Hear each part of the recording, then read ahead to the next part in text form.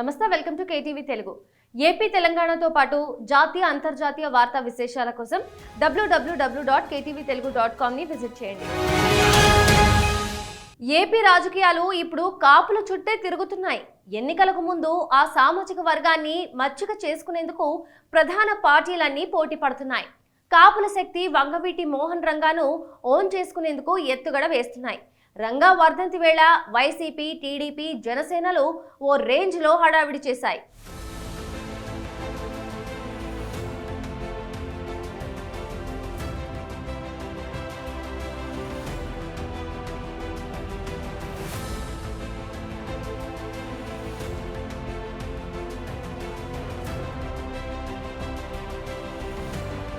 వంగవీటి రాధ టీడీపీలో ఉన్నందున కాపు సామాజిక వర్గం తమ వెంటే ఉంటుందని ఆ పార్టీ భావిస్తుంటే, ఇక వైసీపీ సైతం రాధాను దగ్గరకు తీస్తూ ఆ సామాజిక వర్గాన్ని ఆకట్టుకునే ప్రయత్నం చేస్తోంది. కాపుల పార్టీగా చెప్పుకునే జనసేన తమ సామాజిక వర్గం ఈసారి తమ వెంటే ఉంటుందని విశ్వసిస్తోంది. ఏపీలో కాపుల ఓటు బ్యాంకు బలంగా ఉంది. ఏ పార్టీ అధికారంలోకి రావాలన్నా వారి మద్దతు కీలకం కానుంది. ఈ నేపథ్యంలో కాపులు ఆరాధ్య దైవంగా భావించే వంగవీటి రంగా వర్ధంతి సభను అన్ని పార్టీలు ప్రతిష్టాత్మకంగా తీసుకొని నిర్వహించాయి. విశాఖలో జరిగిన కాపునాడులో రాధా రంగా అసోసియేషన్ కాపుల పాలకులు కావాలనే నినాదం తెరపైకి తీసుకొచ్చింది. వారు ముందుండి నడిస్తే సర్వ సైన్యాధ్యక్షులుగా వెనకాల నడుస్తామని చెప్పుకొచ్చారు. అడ్డంకులు సృష్టించే నాయకులను బంగాళాఖాతంలో కలిపేస్తామంటూ శపథం చేశారు. విశాఖలోని కాపునాడుకు దూరంగా ఉన్న వైసీపీ విజయవాడలో నిర్వహించిన రంగా వర్ధంతి కార్యక్రమంలో పాలు పంచుకోవడం విశేషం. విశాఖలో జరిగిన కార్యక్రమం వెనుక మాజీ మంత్రి గంటా శ్రీనివాసరావుతో పాటు జనసేన నాయకులు ఉన్నారనే ఉద్దేశంతోనే వైసీపీ చివరి నిమిషంలో తప్పుకున్నట్లు తెలుస్తోంది. వారు పక్కాగా జనసేనాని ప్రయోజనాల కోసమే పనిచేస్తున్నారనే సంకేతాలతో వైసీపీ తమ కాపు నేతలను దూరంగా ఉండాలని ఆదేశించింది. అయితే పవన్ పేరెత్తితే చంపుతామని వైసీపీలోని కొందరు తమను బెదిరించారంటూ కాపు నేతలు సమావేశంలో ప్రస్తావించడం కలకలం రేపింది. విజయవాడలో జరిగిన రంగా వర్ధంతి కార్యక్రమానికి వైసీపీ కమ్మ నేతలు హాజరయ్యారని, మరి కాపు నేతలు ఎక్కడికి పోయారని ప్రశ్నించారు. ఓట్ల కోసమే కాపులు కావాలా అంటూ ప్రశ్నించారు.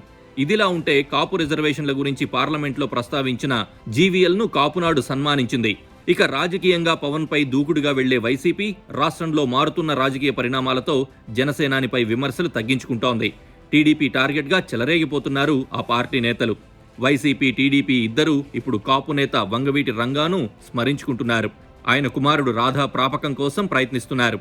అదే సమయంలో కేంద్రం క్లారిటీతో కాపు రిజర్వేషన్ల అంశం కూడా తెరపైకొస్తోంది.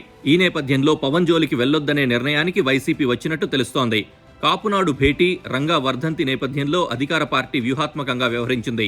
పవన్ పై నిత్యం ఏదో ఒక విషయంలో విమర్శలకు దిగే పేర్ని నాని, కొడాలి, అమర్నాథ్ వంటి నేతలు కూడా కొంతకాలంగా సైలెంట్ అయ్యారు.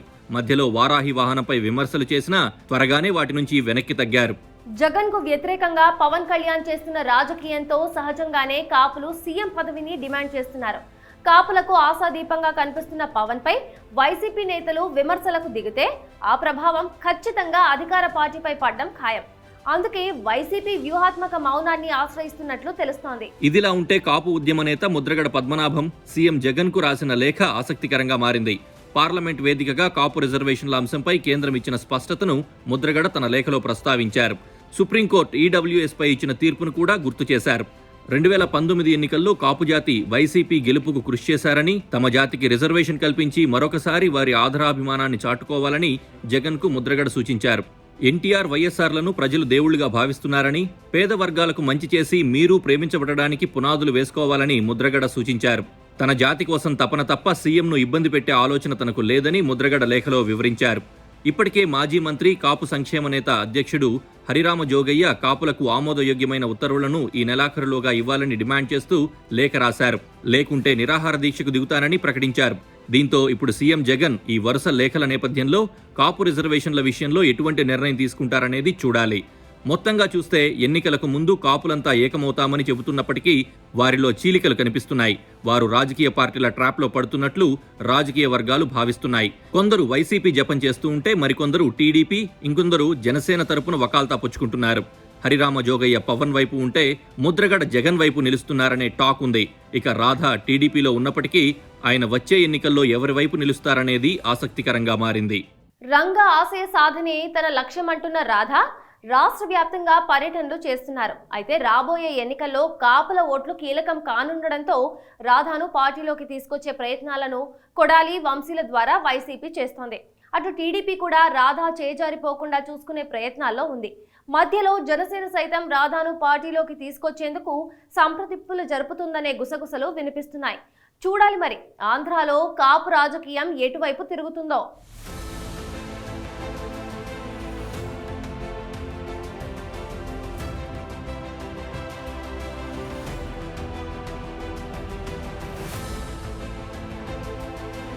ఈ వీడియో కనుక మీకు నచ్చినట్లయితే కేటీవీ తెలుగుని లైక్ చేయండి, షేర్ చేయండి, సబ్స్క్రైబ్ చేయండి. నమస్తే.